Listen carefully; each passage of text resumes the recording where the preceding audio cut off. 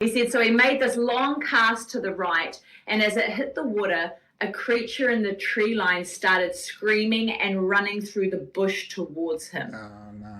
It was smashing branches out of the way. It was screaming and roaring as loud as it could. He said he could hear its heavy footsteps running towards him, breaking branches, and could see it pushing trees and bush out of the way. It stopped just before John could see it, just in the tree line, and it started howling and roaring at him. He said he had hooked a fish, so he reeled it in as fast as he could, threw the fish back into the water.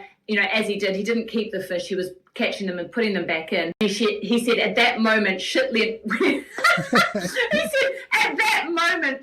went up a level. Wow.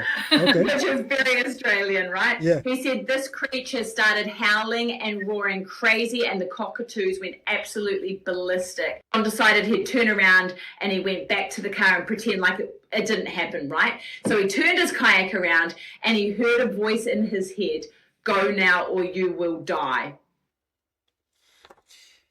Yep. Yep. Okay. Yep. Oh, You ever see those? Right. You ever see pause that for a second. You ever see those movies where the white people go into a place and it's clearly bad and somebody's going to die? I'm not that white guy. I hear one verse leave. I'm leaving. You understand?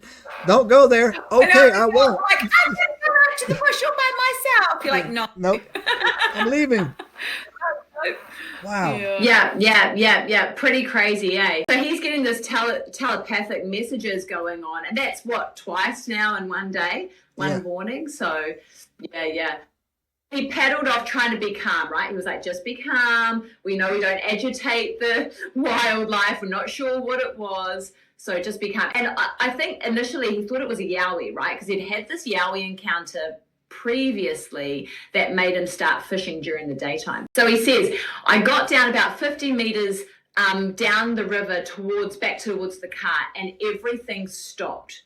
Goes like, no more noise, not even a twig snap. So from the cockatoos going crazy to all of these like howling and roaring and all this sort of stuff, he paddles 50 meters towards the car and everything goes quiet. He said he dragged his kayak out of the water and he leaned his rods up against a rock so that he could get everything out of the water. And at the same time, a rock flew past him, hit the rods and made the rods fall over. He then realized something threw a rock at him. And he also realized that he had another 30-minute bushwalk to get back to the car. Yeah. Basically, he was shitting himself. He threw his kayak on his shoulder so that he could hear if something was following him through the bush.